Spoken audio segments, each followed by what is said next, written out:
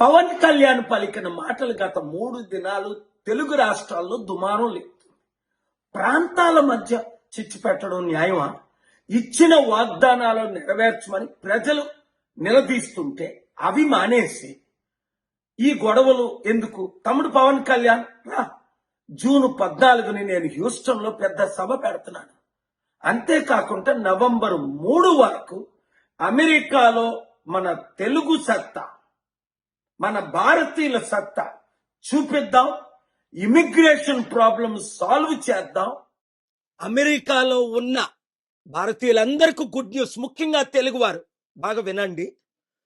మీలో చాలా మంది సమస్యల్లో ఉన్నారు. ఇల్లీగల్గా లక్షల మంది ఉన్నారు, స్టూడెంట్ వీసాల్లో లక్షల మంది ఉన్నారు, ఇంకా గ్రీన్ కార్డు వస్తుంది అన్న టైంలో బ్యాడ్ న్యూస్ విన్నారు. మళ్ళీ ఇండియా వెళ్ళి మీరు గ్రీన్ కార్డు తెచ్చుకోవాలని. ఈ విషయాలన్నీ మోస్ట్ పవర్ఫుల్ అమెరికన్ లీడర్తో అనేక సార్లు నేను మాట్లాడాను. నిన్న కూడా 73 నిమిషాలు. మీకు ఇచ్చే గుడ్ న్యూస్ ఏంటంటే నేను జూన్ 14న హ్యూస్టన్ వస్తున్నాను. ఆ అడ్రస్ మీరు చూడండి. ఇన్స్పైర్ సెంటర్, ఉదయం 9 గంటలకు, 11 గంటలకు, మధ్యాహ్నం 2 గంటలకు. మీరు ఎక్కడున్నప్పటికీ ఆదివారం కనుక రాగలిగితే అక్కడికి వచ్చేసి మీ సమస్యలు మీరు తీసుకొని రండి. ఈ గుడ్ న్యూస్ని మన తెలుగు రాష్ట్రాల్లో ఉన్నవారు, ఇండియాలో ఉన్నవారు, ఇతర దేశాల్లో ఉన్నవారు అందరికీ మీడియా ద్వారా మీరు పంపించండి. అనేక మంది సూసైడ్ చేసుకుంటున్నారు. తొందరపడకండి, సూసైడ్ చేసుకోకండి. ఎందుకంటే మీరు ఈ మాటల్లో వింటారు, మైక్ జాన్సన్ గారి మాటలు. మోస్ట్ పవర్ఫుల్ మ్యాన్ అమెరికాలో.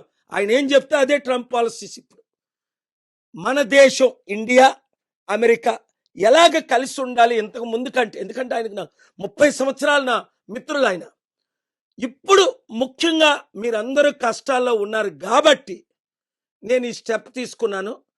See you on June 14th. ఆయన ఏమంటున్నారో మీరు వినండి. Is it not shocking news? Is it not great news? Is it not good news? Business owners కూడా మీరు రండి, తప్పకుండా కలుద్దాం.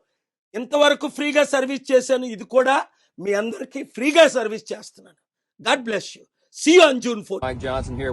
My friend Dr. K.A. Paul is doing rallies and summits all across America and bringing the good news to people who need to hear it. I've been watching his work since the early 90s, mid-90s when I got involved and saw him doing Promise Keepers, and he does gospel rallies around the world everywhere. We're glad to have him and hope you'll be there. Hope to see you at one of these events.